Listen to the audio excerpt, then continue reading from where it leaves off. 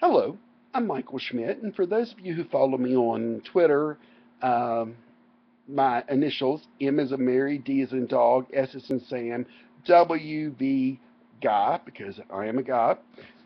This is the face, and tonight I just want to start something I'm not cut out for, but I'll just do my best at it, and that's a video log. And I want to introduce myself to America as I did at our West Virginia State Democratic Party as an openly gay person. Why I'm gay? Well, God made me that way. And I think He did because apparently my shoulders were strong enough to live with what this life brings, which is a lot of heartache, and you're never quite sure if people really are embracing you or just can't wait for you to get out of the room to say, "Oh, can you believe it's a fag?" Um, and you notice I said the fag word. Well, quite frankly, I'm not your typical fag because I grew up in the country.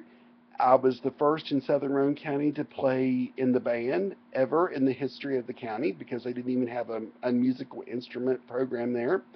My dad raised me, worked in Sears, and sold tires and batteries. We had to change the oil and mount our tires and do our own tune-ups. And my dad was a stickler for chores and raised a garden. And we did sports and we did all things manly and macho. And yes, he taught me how to hunt.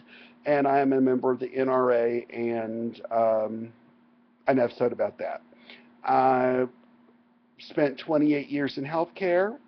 Before that, I worked a year and a half for Family Dollar stores. And boy, can I tell you all about what kind of benefits are under that pressure kind of a job.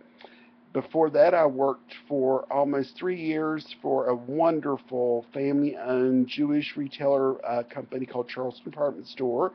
And Mel Ogren, God rest his soul, taught me so many wonderful things. Thank you, Mel. I hope you're looking down from heaven and saying, "Look at that silly Michael. Who would ever dream that shy boy would be on but taping himself and broadcasting it?" And I was so shy that I literally was the kid who sat in the back of the classroom. And when I had to give a speech, I would be in the bathroom heaving. And my teachers would send people to find me and say, "Please go get him because it's time for his speech." Um, I was taught that country first, family second, and politics were way down the list, but most of all, that no matter who is in the president's office, you respect the president. We grew up in a time when you didn't say bad things about the president. You didn't. I can remember when I worked at Charleston Department Store, our Senator Rockefeller was our governor then, and I used to deliver his suits. He's a very tall man, and he bought his suits at our big and tall shop, and I used to deliver them. And I thought it was such a privilege to get to deliver them to our governor. And I had civics, and I loved history, but I struggled. And I'll be 48 in December, and in the early 80s, we had nobody to talk to. There was no internet, and I was the first person in my family line that we can find anywhere on either side that is gay. My father and all his family diehard Republicans. My mother and her family diehard Democrats, coal mine survivors. I listened to it all.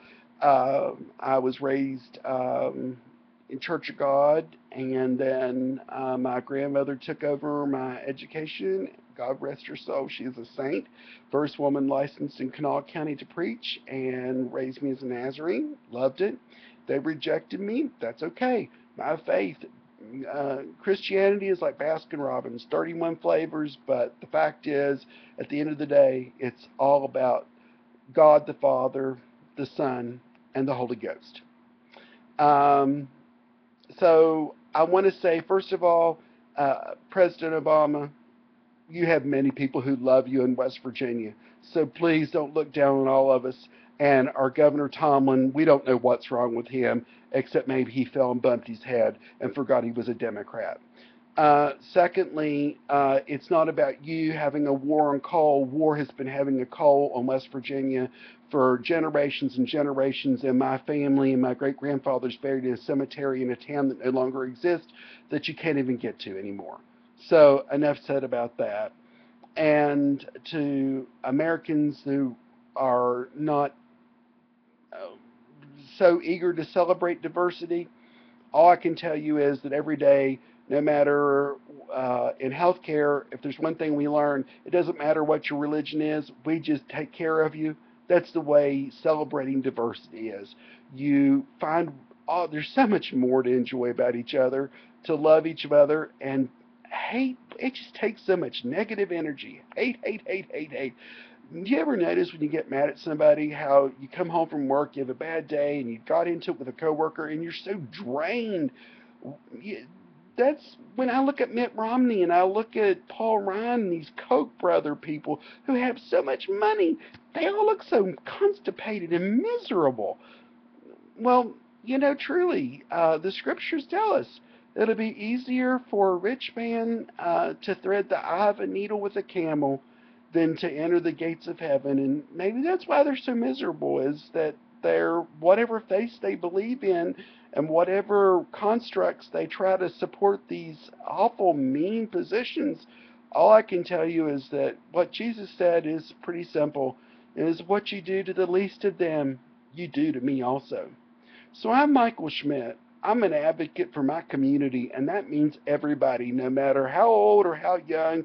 And I'm going to be doing these series of introductions and introducing America to me. And I just want to reach out and say, God bless America, and thank you, President Obama.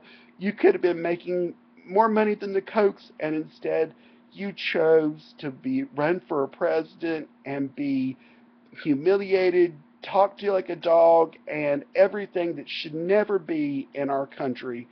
And I just want to thank you for, number one, continuing to fight for everybody. And yes, 4 years later, I may be disabled, I may not have a headboard, but it is better.